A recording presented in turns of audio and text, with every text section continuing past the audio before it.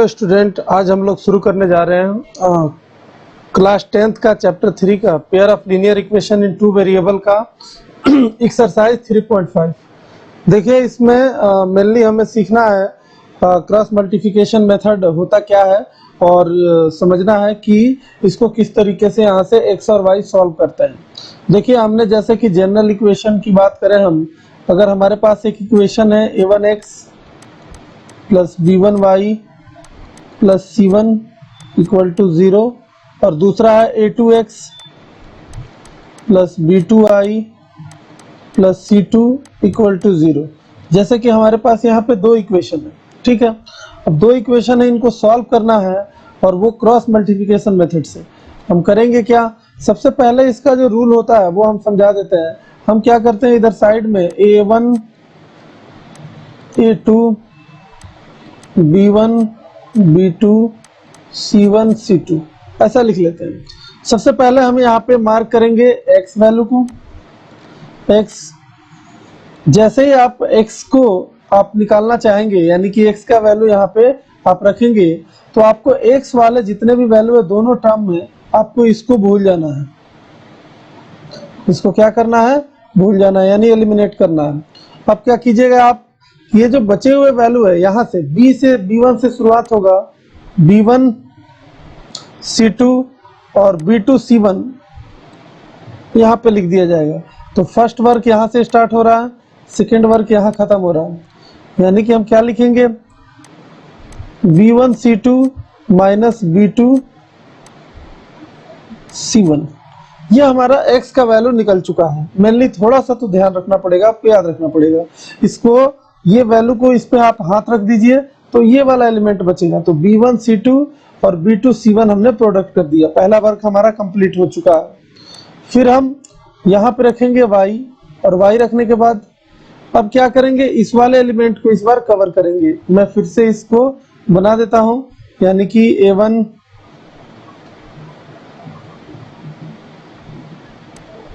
a2 b1 b2 और c1 c2 को अगर हमने इसको कवर कर दिया तो हमारे पास तो बचा हुआ जो वैल्यू है वो कैसे, तो c1 से a2 मल्टीप्लाई होगा, ये हो गया थर्ड वर्क, और c2 से a1 मल्टीप्लाई हो जाएगा, ये हुआ फोर्थ वर्क, यहाँ खत्म हो जाएगा।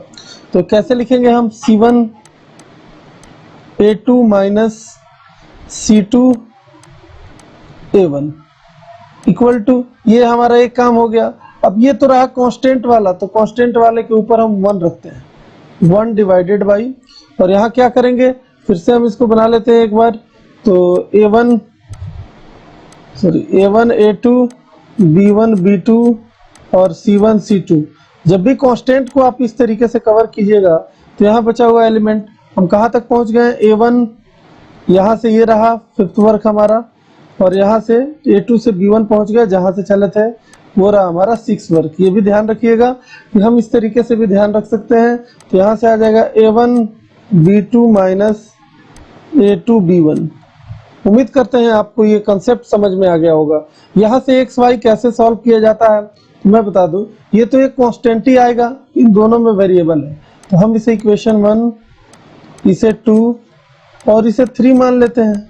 अब जिसके पास वेरिएबल नहीं है उस इक्वेशन को हम 1 और 2 से कंबाइन करेंगे। तो लिखेंगे फ्रॉम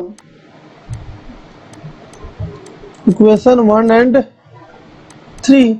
अगर यहाँ बात करें तो x upon b1 c2 minus b2 c1 equal to 1 by a1 b2 minus a2 b1। और इस तरीके से आप x निकाल सकते हैं यहाँ पे, और वो x का वैल्यू क्या हो जाएगा,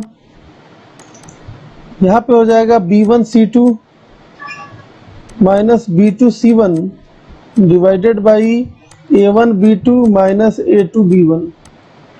और आप यहाँ से फिर अब 2 और किससे, फ्रॉम इक्वेशन 2 और 3, फ्रॉम इक्वेशन 2 एंड 3 आप क्या लिख सकते हैं। तो देखिए यहाँ से आएगा y upon c1 a2 minus c2 a1 equal to 1 by a1 b2 minus a2 b1। और यहाँ से y निकाल लेंगे तो हमारा y कितना हो जाएगा, तो हम बता देते हैं C1A2 minus C2A1 divided by A1B2 minus A2B1, this is the required answer. तो इस तरीके से x और y आप क्या कर सकते हैं, निकाल सकते हैं। तो यहाँ से x y आपका दोनों ही वैल्यू सॉल्व हो गया। अब हमें पता है इक्वेशन के बारे में एक बार रिवाइज कर लेते हैं। हमें पता है हमने 3 तरीके का इक्वेशन पढ़ा है। सबसे पहला, अगर कोई 2 लाइंस आपस में इंटरसेक्ट कर जाता है यानी इसके पास 1 सॉल्यूशन होता है, तो हमने बताया था A1/A2 not equal to B1/B2। अगर ऐसा हो जाए तो ये वाला कंडीशन पहला। दूसरा कंडीशन है पैरेलल हो जाए, ये रहा। पैरेलल होने का हमने क्या कंडीशन बताया था, तो ये बताया था कि A1/A2 इक्वल हो जाता है B1/B2 के, बट नॉट इक्वल C1/C2 के। दो कंडीशन हो गए। अब थर्ड कंडीशन की बात करेंगे, जब एक लाइन दूसरे के ऊपर यहाँ पे आ जाता है, एक लाइन दूसरे के ऊपर आएगा तो इसका मीनिंग क्या है, तो देखिए इस केस में A1/A2 इक्वल हो जाता है B1/B2 के और इक्वल हो जाता है C1/C2 के।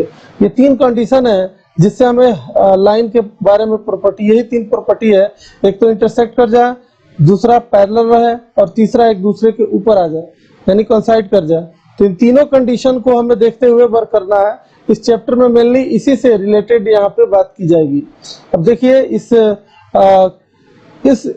चैप्टर का यानी 3.5 का पहला क्वेश्चन हम ये आपके सामने ला रहे हैं। देखिए क्वेश्चन में क्या दिया है और करना क्या है। Which of the following pair of linear equation has unique solution, no solution or infinite many solution?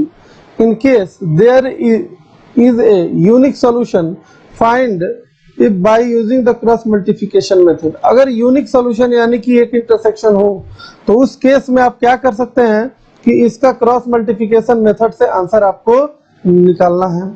तो हम क्या करेंगे, आइए देखते हैं कि इसको किस तरीके से हमको सॉल्व करना है। तो शुरुआत करते हैं। पहले तो हम इसे चेक करेंगे कि वास्तव में ये इक्वेशन किस टाइप का इक्वेशन है, क्या ये सॉल्व होगा या नहीं। तो हम कहेंगे यहाँ से, देखिए पहला इक्वेशन में अगर बात करें A1 equal to 1, B1 equal to -3, C1 equal to -3, उसी तरीके से A2 equal to 3, B2 equal to -9 और C2 इक्वल टू -2। अब डिवाइड कर देंगे A1/A2, B1/B2 और C1/C2। बाद में साइन लगा देंगे कौन किसके इक्वल है या नहीं है। यहाँ देखिए A1 1/3, ये आ गया -3/-9 और यहाँ आ गया -3/-2, माइनस से माइनस कट गया, 3 3 जा। यहाँ 1/3 equal to 1/3 but not equal to 3/2। यहाँ इस कंडीशन से पता चल रहा है कि दोनों लाइन क्या है, पैरेलल है। और पैरेलल होगा तो हम कहेंगे नो सॉल्यूशन। उम्मीद करते हैं आप ये क्वेश्चन बिल्कुल समझ गए होंगे। चलिए नेक्स्ट क्वेश्चन की तरफ बढ़ते हैं। और ये रहा आपके सामने। हमें मेनली चेक करते हुए चलना है यहाँ पे क्या कंडीशन है। देखिए दोनों में C1 और C2 की वैल्यू है, दोनों निगेटिव लीजिए या पॉजिटिव, एक ही बात है। तो हम क्या करते हैं, यहाँ लिखते हैं A1 equal to 2, B1 equal to 1 और C1 इक्वल टू 5। माइनस का ले सकते हैं उधर ले जाकर।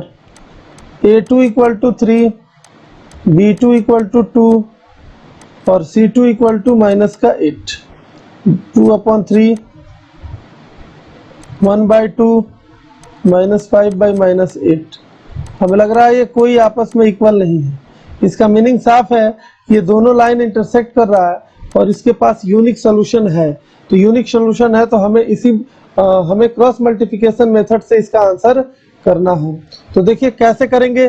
तो हमने जो मेथड बताया था, पहले तो इस क्वेश्चन को आप उसी के फॉर्मेट में लिख लिए, जैसे 2x + y - 5 = 0। ठीक है, ये रहा आपका पहला इक्वेशन। दूसरा 3x + 2y - 8 = 0। हमें क्या निकालना है, x। देखिए आपके कॉपी में अगर लिखा होगा फॉर्मूला तो आप इजीली लगा सकते हैं, नहीं तो आपको एक दो बार तो इसको ध्यान से देखना ही पड़ेगा। हमें x निकालना है, x वाले वैल्यू को भूल जाएंगे, हमारे पास यहाँ 1 है और यहाँ -8 है, तो माइनस का 8 आया, माइनस अब 2 से -5 का मल्टीप्लाई करेंगे तो माइनस का 10 आ जाएगा। अगर हमने y ले लिया तो हम कह रहे हैं -5 को 3 से मल्टीप्लाई करना पड़ेगा, तो माइनस का 15 और माइनस लगा के -8 को 2 से मल्टीप्लाई करेंगे तो माइनस का 16। और इस तरीके से जब कांस्टेंट लेंगे तो ये तो इसको भूल जाएंगे और कहेंगे यहाँ से 2 to the 4 और माइनस का 3। उम्मीद करते हैं आपको ये समझ में आ गया होगा। अब देखिए इसको क्या कीजिएगा, 1 और 3 से पहले तो वैल्यू सॉल्व कर लेते हैं। यहाँ वैल्यू सॉल्व करेंगे तो क्या आएगा, यहाँ पे हमारा आ रहा है x अपॉन, यहाँ सम कीजिए कितना आ रहा है, प्लस हो गया यानी कि 18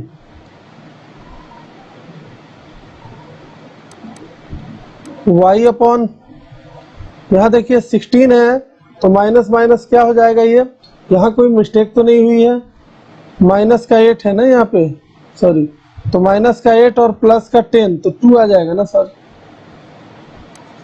यहाँ पे 2 आएगा और यहाँ पे कितना आएगा, यहाँ पे 1 आएगा और इक्वल टू 1, तो साफ दिखाई दे रहा है। यहाँ से x/2 को 1 के इक्वल करेंगे तो x इक्वल टू 2 आ रहा है और y अपॉन 1 को 1 के इक्वल करेंगे तो y इक्वल टू 1 आ रहा है।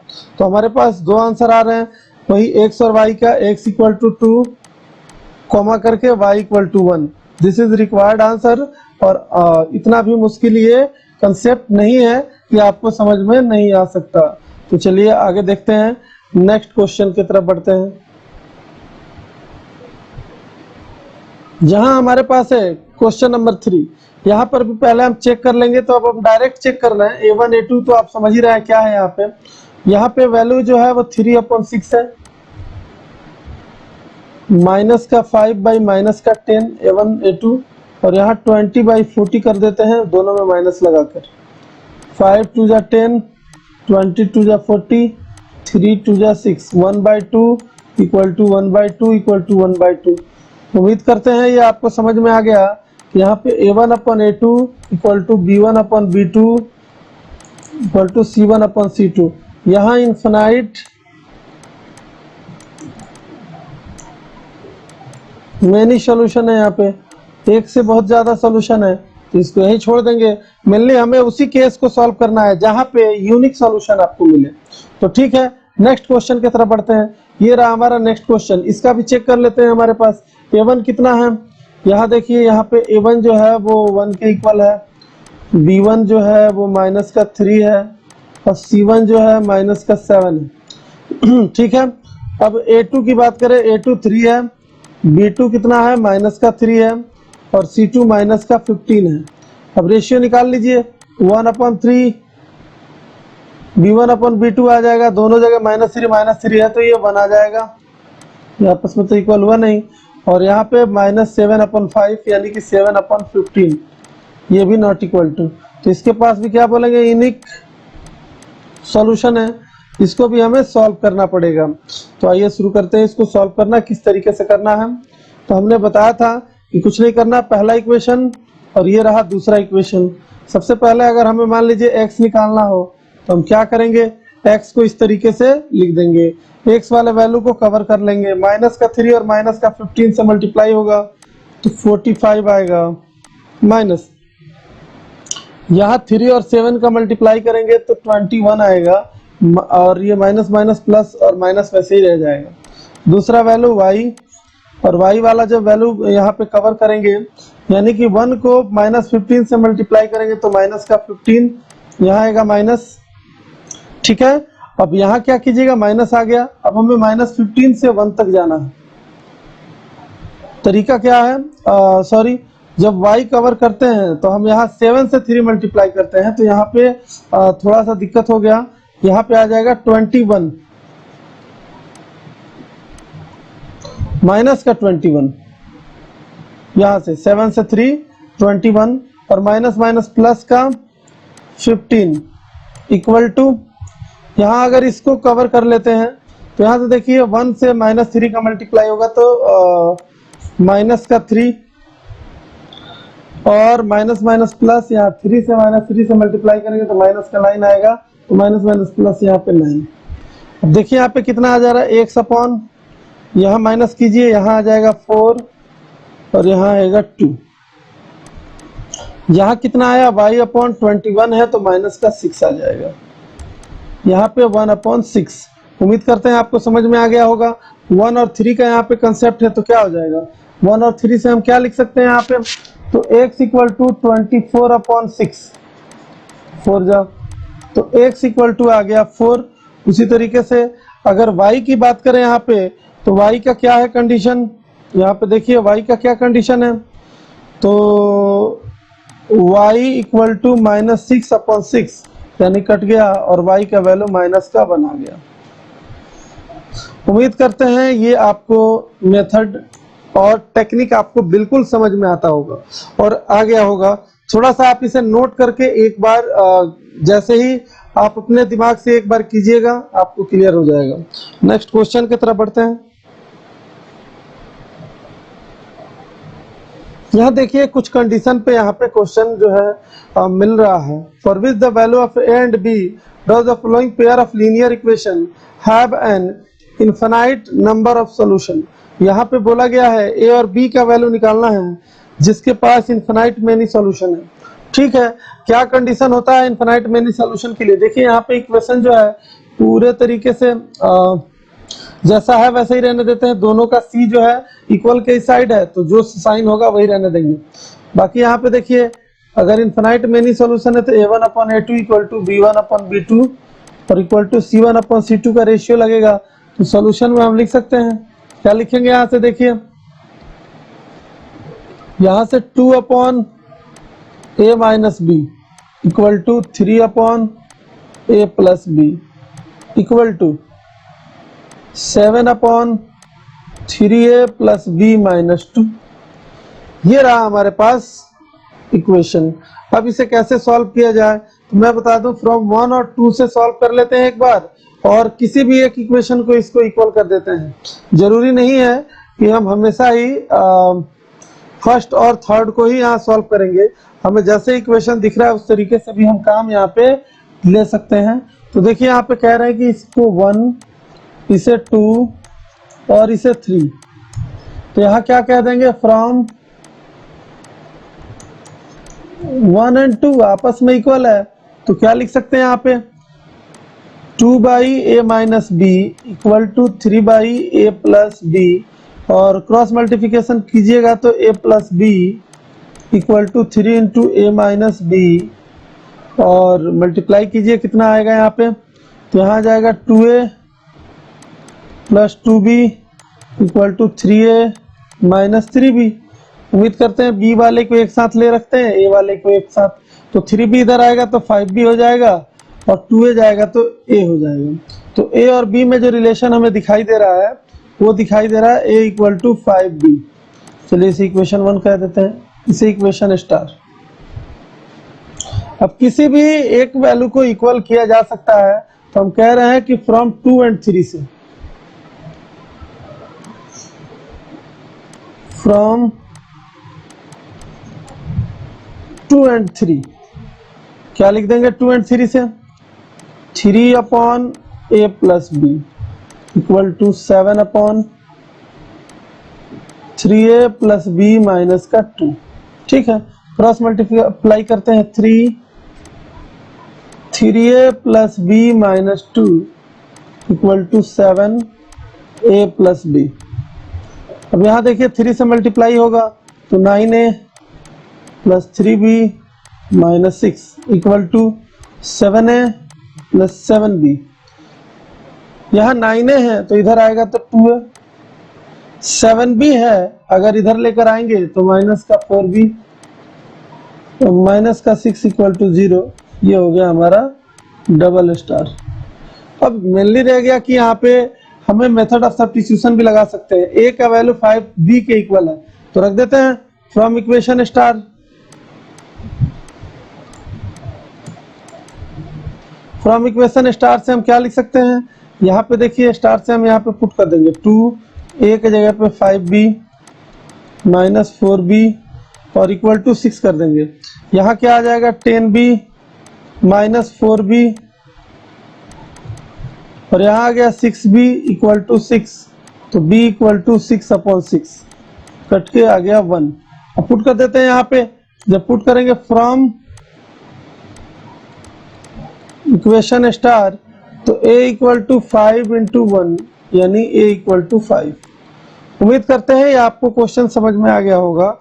यहाँ पे जो वैल्यू मिला हमें a और b का, वो किसके इक्वल मिला, तो हमें मिला a का वैल्यू जो आया वो किसके इक्वल आया, a का वैल्यू आया 5 के इक्वल, b का वैल्यू आया 1 के equal. This is required answer, बिल्कुल सही है, b इक्वल टू 1 और a इक्वल टू 5। चलिए नेक्स्ट क्वेश्चन की तरफ बढ़ते हैं और इसी में दो पोर्शन थे इसके, दोनों पोर्शन को एक एक करके करते हैं। तो देखिए यहाँ पे क्या होगा,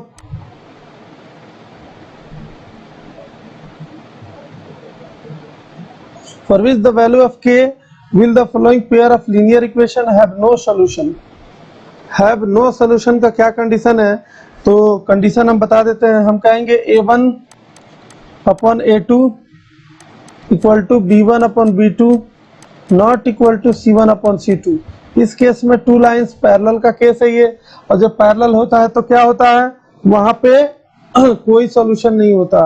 तो हम ऐसा ही काम करेंगे। यहाँ c तो ऐसे ही आउट ऑफ है, यानी कि दोनों ही इक्वल के उस साइड है, तो हम इसका यहाँ पे डायरेक्ट लिख सकते हैं। देखिए किस तरीके से, हम यहाँ कहेंगे 3 upon 2k minus 1 equal to 1 upon k minus 1 not equal to 1/2k plus 1। Not equal to से तो कोई कंडीशन नहीं निकल पाएगा, इक्वल वाला वैल्यू ले लेते हैं। 3/2k minus 1 equal to 1/k minus 1। इधर 3 से मल्टीप्लाई हो जाएगा, k minus 1 equal to 2k minus 1। और इस तरीके से कितना आ गया यहाँ पे 3k minus 3 equal to 2k minus 1। यहाँ पे हमें क्या मिला, तो देखिए 2k को इधर लाते हैं, 3 को उधर ले जाते हैं, तो यहाँ आएगा k, 3k माइनस 2k तो आएगा k, और इधर माइनस 1 प्लस 3 यानी कि 2। तो k का वैल्यू हमें क्या मिल गया, 2 के इक्वल मिल गया। अगर आपको इनफिनाइट मेनी सोल्यूशन, अगर यहाँ पे सॉरी यहाँ पे अगर नो सोल्यूशन का केस है, तो यहाँ पे आपको जो आंसर मिलेगा वो मिलेगा k इक्वल टू 2। अब बढ़ते हैं नेक्स्ट क्वेश्चन की तरफ। ये 2 में 2 ही पोर्शन थे, अब हम बढ़ेंगे थर्ड पोर्शन की तरफ।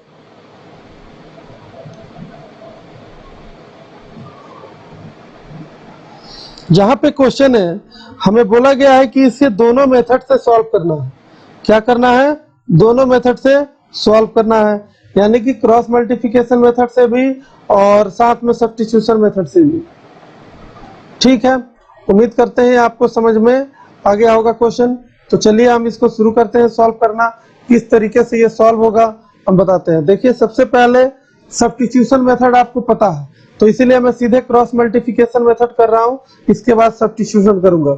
देखिए क्रॉस मल्टीप्लिकेशन कैसे होता है, तो यहाँ पे हम यहाँ पे -9 और -4 कर देंगे इक्वल टू 0। उम्मीद करते हैं किसी को कोई दिक्कत नहीं हुआ होगा। इक्वल के इस साइड लाके हमने 0 कर दिया, एक ही स्टेप में जगह बचा लिया हमने। अब क्या करेंगे, यहाँ पे हम x लेंगे। x का रूल क्या है, जैसे ही आपने x का वैल्यू यहाँ पे रखा, यहाँ b से यानी कि 5 और -4 का मल्टीप्लाई होगा तो माइनस का 20, माइनस का साइन यहाँ आएगा, और 2 और -9 में मल्टीप्लाई होगा तो माइनस का 18, तो माइनस का 18 तो यहाँ प्लस हो जाएगा, प्लस का 18 हो जाएगा इक्वल टू। अब यहाँ पे y ले लीजिए।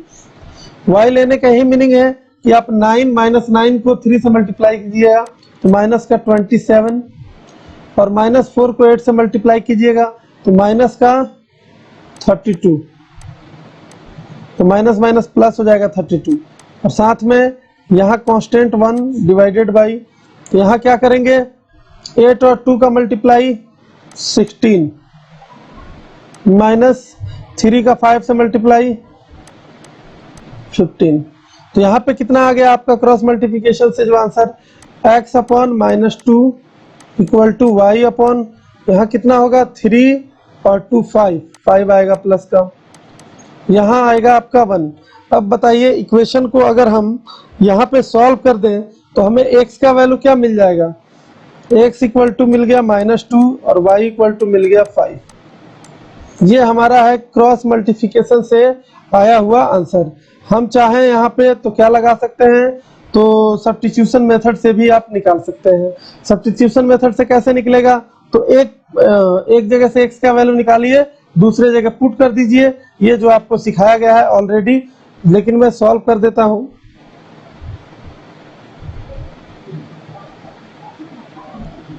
देखिए यहाँ पे क्वेश्चन हम लिख देते हैं 8x plus 5y minus 9 equal to 0।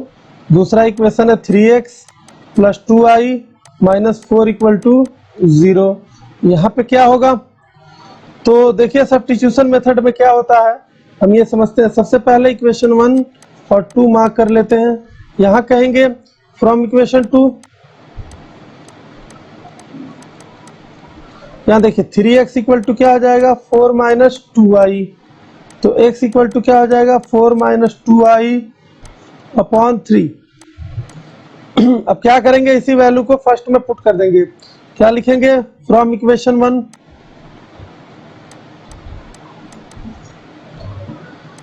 8 into X का value 4 minus 2y upon 3, 5y minus 9 equal to 0। ठीक है, सॉल्व करते हैं। यहाँ देखिए एलसीएम जो है इसका 3 है और तो कुछ होना नहीं है यहाँ पे, तो सबका एलसीएम जो है 3 हो जाएगा, तो हम इसको लिख देते हैं एलसीएम 3। यहाँ पे जैसा है 8 4 माइनस 2y प्लस का 15y माइनस का 27 इक्वल टू 0। 3 उधर जाएगा 0 हो जाएगा, यहाँ आएगा 32 माइनस 16y प्लस का 15y माइनस का 27 इक्वल टू 0। यहाँ पे कितना आ गया, तो 32 माइनस 27, यहाँ 5 आएगा, यहाँ माइनस का y इक्वल टू 0, तो y इक्वल टू कितना आ गया 5। अब इसे किसी भी एक इक्वेशन में यानी कि 8 पुट कर दीजिए। x इक्वल टू क्या होगा 4 माइनस 2 इंटू 5 डिवाइडेड बाई 3, तो यहाँ 10 माइनस 4 माइनस का 6 अपॉन 2, 3 है ना, 3 2 जा, तो यहाँ x इक्वल टू आ गया माइनस का 2। तो हम किसी भी मेथड से कर लें, आंसर तो वही आना है। ठीक है, उम्मीद करते हैं ये आपको समझ में आ गया होगा। नेक्स्ट क्वेश्चन की तरफ बढ़ते हैं। यहाँ से क्वेश्चन नंबर 4 स्टार्ट हो रहा है और आपको थोड़ा सा मेहनत करना होगा, इसीलिए लैंग्वेज वाले क्वेश्चन है और टोटल क्वेश्चन आपको पता ही है कि 5-6 होंगे ही होंगे यहाँ पे। तो इसको शुरू कीजिए, पहले 10 मिनट तक इसे पढ़िए कि आप इसको समझ पा रहे हैं या नहीं पा रहे हैं। अगर समझ में आ गया तो क्वेश्चन यहीं पे क्लियर हो जाएगा आपका। तो देखिए यहाँ पे बोला गया है कि from the pair of linear equation in the following problem and find their solution.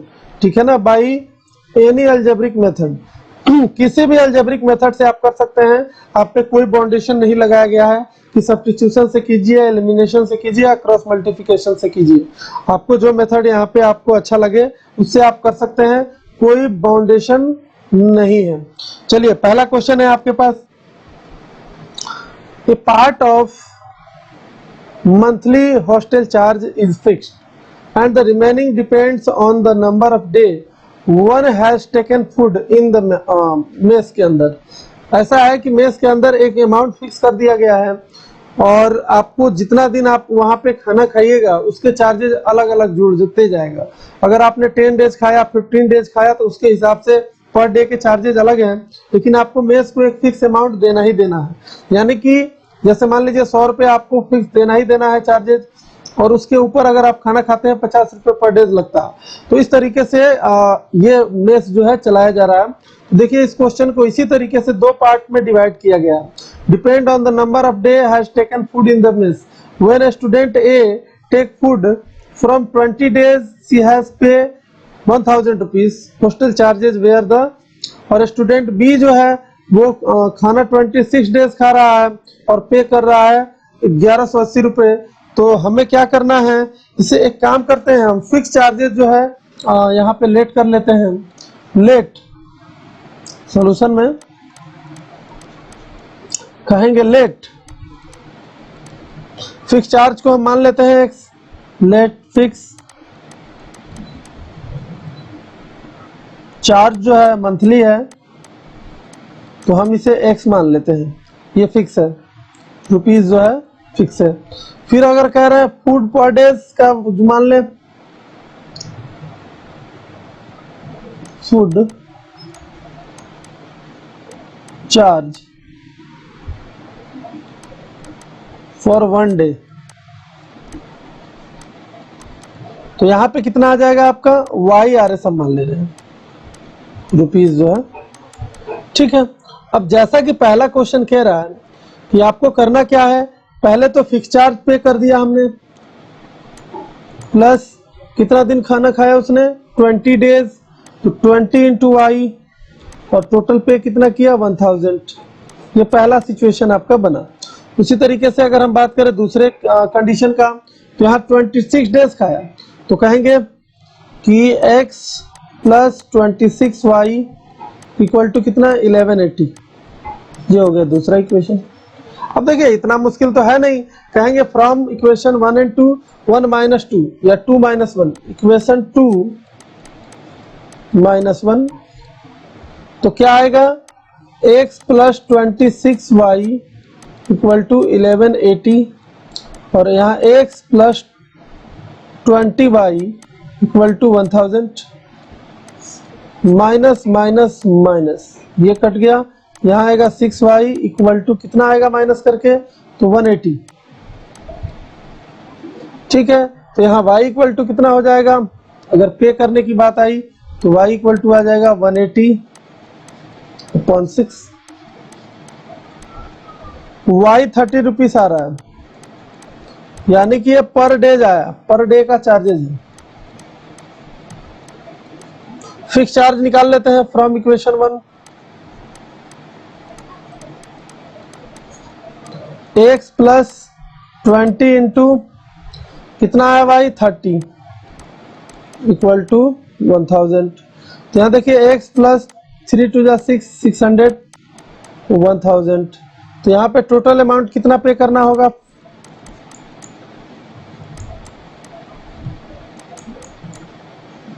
400।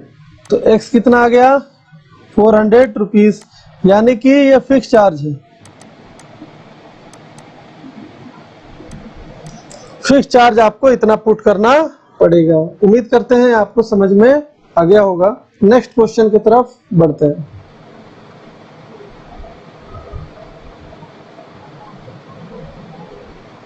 यहाँ देखिए जैसे पिछले एक्सरसाइजों में जो क्वेश्चन थे ऐसा लग रहा है वही रिपीट हो रहे हैं, सेम टू सेम तो नहीं है, बस रिपीटेड है। यहाँ पे देखिए बोला गया है fraction becomes 1/3 when 1 is subtract from the numerator and becomes 1/4 when 8 is added to denominator. Find the fraction, हमें फ्रैक्शन निकालना है। हम क्या कह रहे हैं लेट सॉल्यूशन में लेट न्यूमरेटर को क्या मान लें हम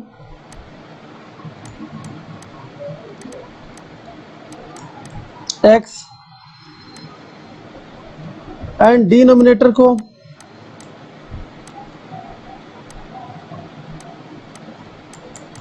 y। तो यहाँ पे हम चार्जेस कितना लगा सकते हैं, यहाँ पे जो चार्जेस सॉरी चार्जेस नहीं, तो यहाँ पे फ्रैक्शन कितना हो जाएगा, यहाँ पे हो जाएगा हमारा fraction becomes find the fraction x/y। अब कंडीशन क्या है उसके अकॉर्डिंग हम काम करेंगे। पहला कंडीशन तो fraction becomes 1/3 when 1 is subtract from the numerator. Numerator पे 1 सब्ट्रैक्ट कर दिया जाए तो ये 1/3 के इक्वल हो जा रहा है। पहला इक्वेशन तो यही हो गया। सॉल्व कीजिए इसको, इक्वेशन पहले बना लेते हैं। तो यहाँ आ जाएगा 3x - 3 इक्वल टू y, और इस तरीके से जो इक्वेशन आया हमारा कितना आ गया 3x - y - 3 इक्वल टू 0, पहला इक्वेशन। इसी तरीके से अगर हम कहें यहाँ दूसरे में क्या बोला गया है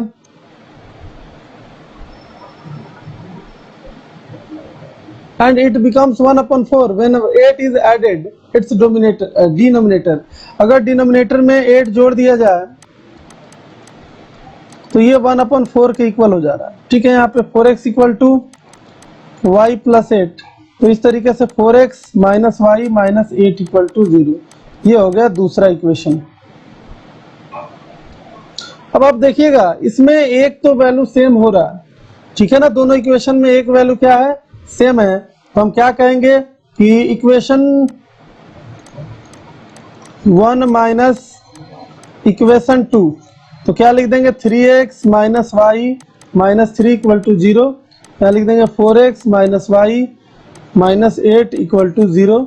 और यहाँ पे साइन क्या होता है, जब भी माइनस करते हैं साइन चेंज हो जाता है, माइनस प्लस प्लस ये कट जाएगा, यहाँ पे माइनस का x आ जाएगा और यहाँ पे प्लस का 5 इक्वल टू 0। तो यहाँ से क्या हो जाएगा minus x equal to minus का 5, तो x इक्वल टू आपका आ गया 5। यहाँ देखिए जब x इक्वल टू 5 आ गया, अब हम क्या करेंगे, किसी भी एक इक्वेशन में पुट कर दे रहे हैं।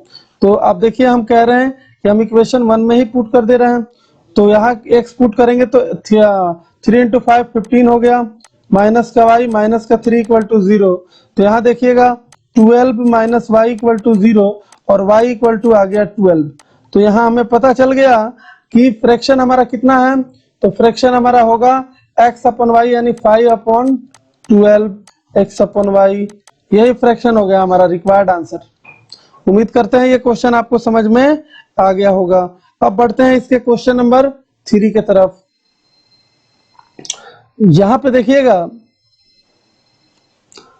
Yes score 40 marks in a test, getting 3 marks for each right answer and losing 1 marks for each wrong answer. Had 4 marks been the awarded for each correct answer and 2 marks been be deduct कर दिया जाता है for incorrect answer, then yes would have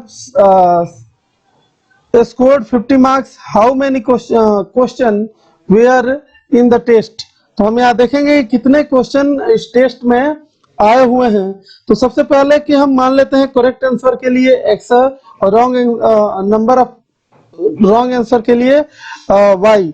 तो late solution में देखिएगा, यहाँ पे solution let number of correct answer number of correct answer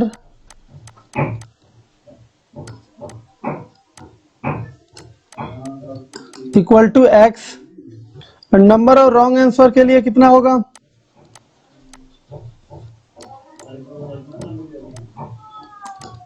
y।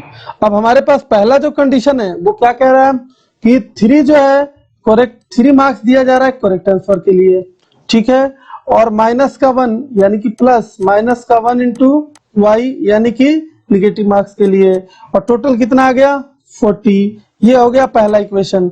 And दूसरे की बात करें, यहाँ पे 4 करेक्ट आंसर के लिए दिया जा रहा है और प्लस का माइनस का 2 इनकरेक्ट आंसर के लिए दिया जा रहा है, और यहाँ पे आ रहे हैं 50। ये 2 इक्वेशन हो गया।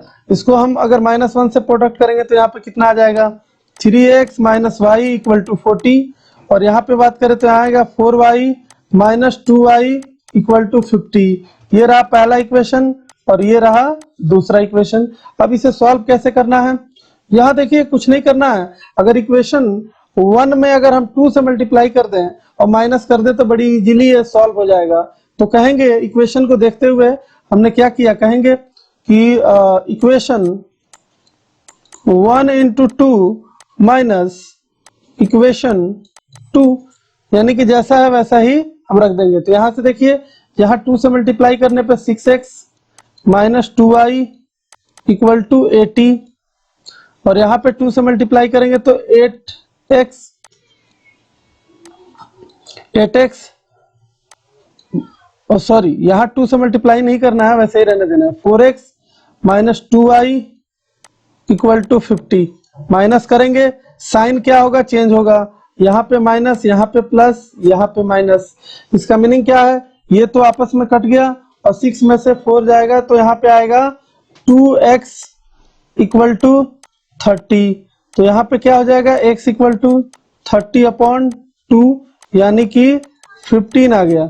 x का वैल्यू कितना आ गया? 15 आ गया। अब किसी एक इक्वेशन में इसे पुट कर देते हैं, तो फ्रॉम इक्वेशन 1 में पुट कर देते हैं, तो 3 into 15 minus Y equal to 40। तो यहाँ पे कितना हो जाएगा? 45 माइनस 40 इक्वल टू वाई, और वाई इक्वल टू आ गया यहाँ पे 5। तो यहाँ पे जो वैल्यू आ गया हमारा आंसर जो है बिल्कुल यही आ रहा है, 5 और 15 ही आ रहा है। तो हमारे पास जो आंसर हो जाएगा, total number of question wrong और राइट मिला के टोटल नंबर ऑफ क्वेश्चन कितने हो जाएंगे? टोटल नंबर ऑफ क्वेश्चन हमारा हो जाएगा 15 प्लस 5 यानी कि टोटल 20 आ गया। ठीक है, उम्मीद करते हैं ये आपको समझ में आ गया होगा। Next question, second last question रह गया ये, और हम आगे बढ़ रहे हैं क्वेश्चन नंबर 4 की तरफ चल रहे हैं। देखिए यहाँ पे दिया क्या है, place A and B are 100 kilometre apart on a highway. One car start from A and another car B at the same time. If the cars travel in the same direction at the different speed, they meet the 5 hour. If they travel towards each other, they meet in 1 hour. What are the speed of the two cars? देखिए यहाँ पे कुछ इस तरीके से दिया गया है। सबसे पहले तो A और B पॉइंट हमें मार्क करना पड़ेगा। हमने क्या किया, ए और बी हमने मार्क किया। ए और बी पे दो कार है, यहाँ पे एक यहाँ पे है और दूसरा यहाँ पे है। ऐसा कंडीशन दिया गया है कि इन दोनों के बीच का जो डिस्टेंस है वो है टोटल 100 किलोमीटर। अब हुआ क्या, यहां से ए भी चलना शुरू कर रहा है और साथ में बी भी चलना शुरू कर रहा है। तो कैसे आप कीजिएगा, जब ए चल रहा है, ए हमने मान लिया कि ए का speed let, speed of A x kilometre per hour और speed of B y kilometre per hour. अगर हम कहें कि यहां से ये चल, यहां पे आकर ये दोनों इस पॉइंट पे सी पे मीट कर रहा है और ये दोनों कितना टाइम तक चलते चला गया, तो 5 आवर। इन दोनों के टाइम में दोनों तो सेम ही टाइम चलेंगे, इसलिए जिस टाइम पे इसने स्टार्ट किया मोशन उसी टाइम पे इसने भी स्टार्ट कर दिया है। और ये दोनों कितने देर बाद जाके मिल रहे हैं, तो 5 आवर बाद जाकर ये मिल रहे हैं। तो हमें क्या करना चाहिए, तो हम कह रहे हैं यहाँ पे जो कि टाइम जो होगा और टाइम का जो डिफरेंस होगा वो किसके इक्वल आएगा, तो यहाँ पे आएगा वो यहाँ पे डिस्टेंस इसके द्वारा कितना चला गया, ए के द्वारा, तो 100 किलोमीटर। और टाइम हम निकाल लेते हैं T1 और T2। तो टाइम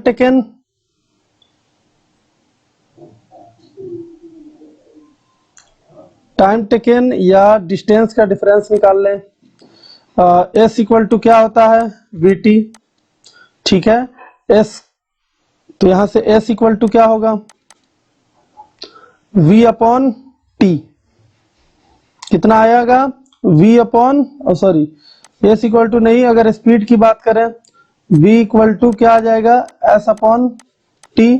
अगर टाइम की बात करें T निकालना हुआ हमें, तो S अपॉन V। यहाँ पे स्पीड हमें गिवन है, ठीक है, उसी के अकॉर्डिंग हम काम कर रहे हैं। T1 T2 निकाल लेते हैं। ठीक है, T1 T2 क्या, यहाँ पे तो डिफरेंस ही जो आना है वो किसके इक्वल आना है। तो यहाँ पे देखिए, यहाँ पे कंडीशन के अकॉर्डिंग क्या दिया गया है कि x और y, x का स्पीड एक्चुअली ज्यादा होगा b से, तभी तो ये जाकर यहाँ पे मीट करेगा। ऐसे तो पॉसिबल है नहीं कि ये मीट कर जाए। ठीक है, तो आप क्या लिखिएगा यहाँ पे, इक्वेशन की बात करें तो हम, तो यहाँ देखिए हम क्या कर रहे हैं कि यहां से यहां तक का, a से लेकर c तक का जो टाइमिंग जो है वो तो दोनों का सेम ही रहेगा। तो हमें क्या करना है, केवल डिस्टेंस में डिफरेंस लाना है 100 किलोमीटर का। केवल किस में डिफरेंस लाना है, 100 किलोमीटर का। टाइम आप सेम रखिए, डिस्टेंस में डिफरेंस 100 किलोमीटर का।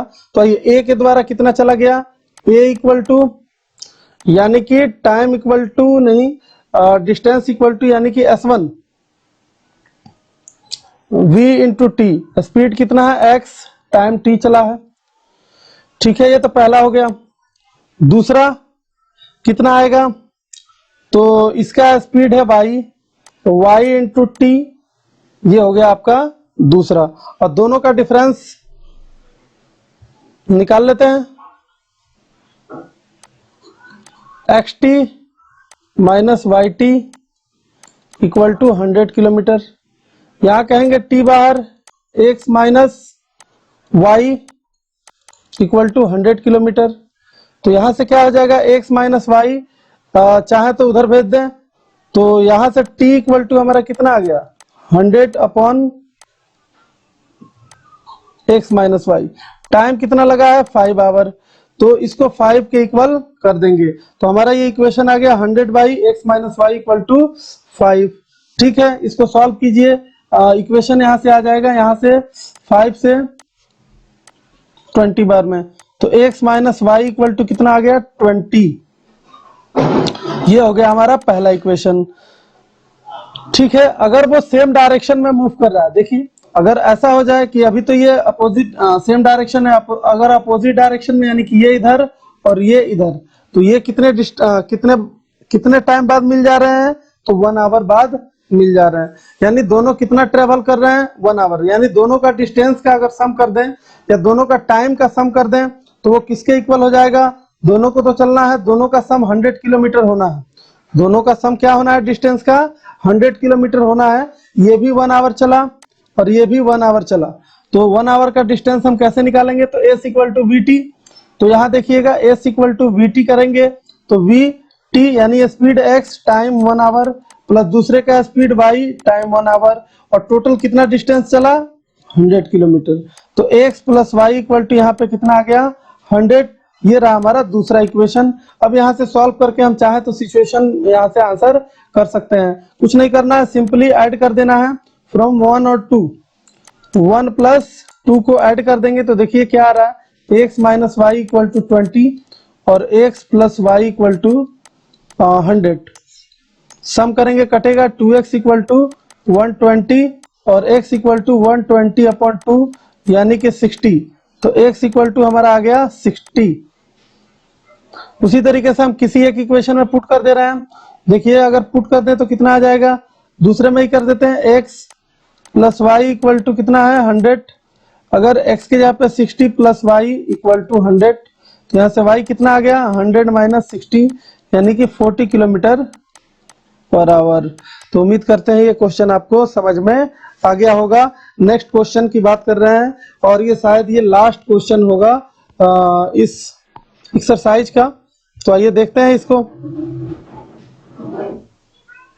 यहाँ पे बोला गया है the area of rectangular gets reduce by the 9 square unit if the length is reduce by 5 units and breadth increase by 3 units. देखिए यहाँ पे 9 यूनिट जो है अगर वो रिड्यूस हो जा रहा है एरिया, अगर हम लेंथ में length is reduce by 5 unit and breadth is increase by 3 unit, अगर ऐसा कर दे तो देखिए सिचुएशन के हिसाब से पहले हमें लेंथ ब्रेथ ले लेना चाहिए, एरिया निकाल लेना चाहिए, फिर हमें जो भी है करना चाहिए, इक्वेशन बनाने का काम करना चाहिए।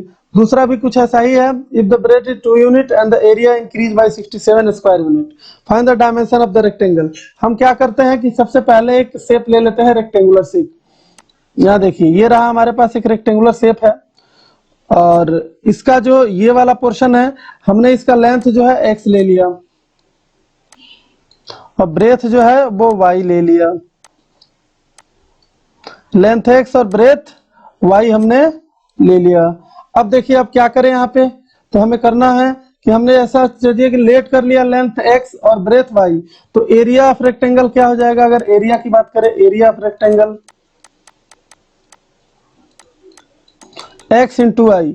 यहां बोला गया है अगर 9 कम हो जाता है यानी एरिया में अगर कहें कम हो जाता है, अगर x हम क्या कर दें, अगर लेंथ में डिक्रीज कर दे 5 यूनिट यानी कि x माइनस 5 और ब्रेथ कितना डिक्रीज बढ़ा दें y प्लस 3, तो अब एरिया जो होगा यहाँ पे वो देखिए x minus 5 length into breadth यानी y प्लस 3 और एरिया में कितने का फर्क आ रहा है, तो 9 रिड्यूस हो जा रहा है, तो देखिएगा हम यहाँ क्या कर देंगे, प्रोडक्ट कीजिए x y plus 3x minus 5y minus 15 equal to x y minus 9।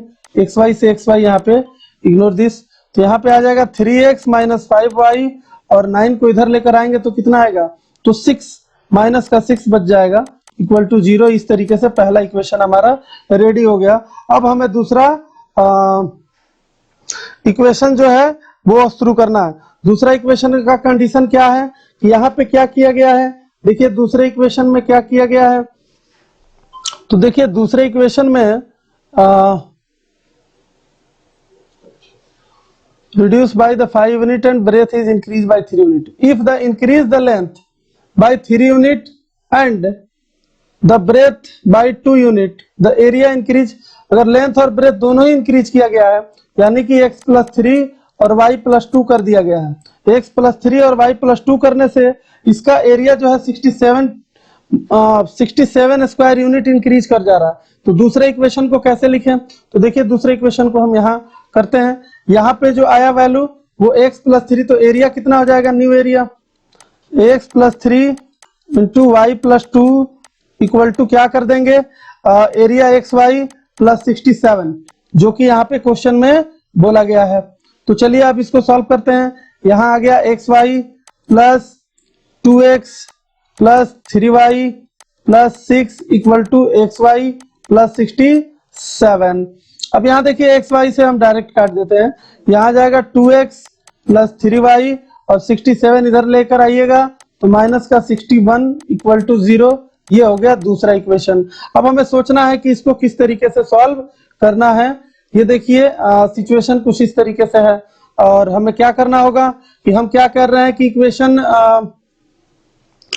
1 में 3 से मल्टीप्लाई कर दे रहे हैं और इक्वेशन 1 में 2 से और इक्वेशन 2 में 3 से, और दोनों को माइनस कर रहे हैं। तो लिखेंगे इक्वेशन 1 इंटू 2 माइनस इक्वेशन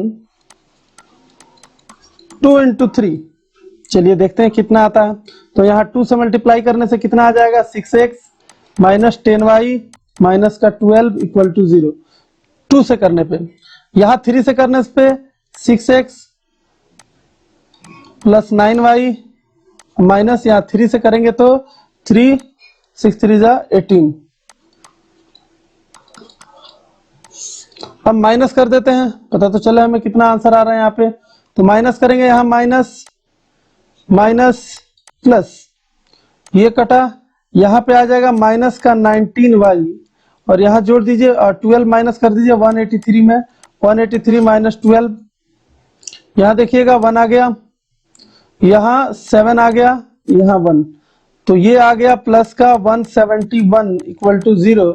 तो y इक्वल टू कितना आ गया, 171 बाई 19, और ये भी माइनस का, दोनों ही माइनस से माइनस कट जाएगा। ऐसा लग रहा है कि ये 9 बार में कट जाएगा। ठीक है, 9 बार में ये कट जाएगा, इससे 9 जोड़ देंगे तो 80 और 19। ठीक है, y इक्वल टू 9 आ गया। अब किसी एक इक्वेशन में आप पुट कर सकते हैं, तो हम कह रहे हैं कि फ्रॉम इक्वेशन 1 y का वैल्यू 9 आ गया आंसर हमारा। कहेंगे फ्रॉम इक्वेशन 1, इक्वेशन 1 में 3x minus 5 into 9 minus 6 equal to 0। तो यहाँ 3x 45 माइनस 6 इक्वल टू 0, तो 3x इक्वल टू इधर कितना जाएगा, तो आपका आ जाएगा 51। कुछ गड़बड़ तो नहीं हो गया, तो x इक्वल टू 51 बाई 3 कटना चाहिए, 3 1 जा 3, तो x इक्वल टू 17 आ गया। तो इस तरीके से जो हमारा आंसर आया वो y इक्वल टू 9 और x इक्वल टू 17। तो यही इसका x हमारा लेंथ हो गया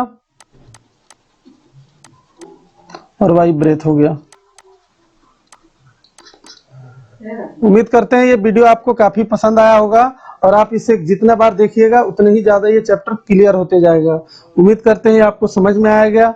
अगर समझ में आ रहा है आपको रेगुलरली तो इसको लाइक कीजिए, सब्सक्राइब कीजिए और शेयर जरूर कीजिए।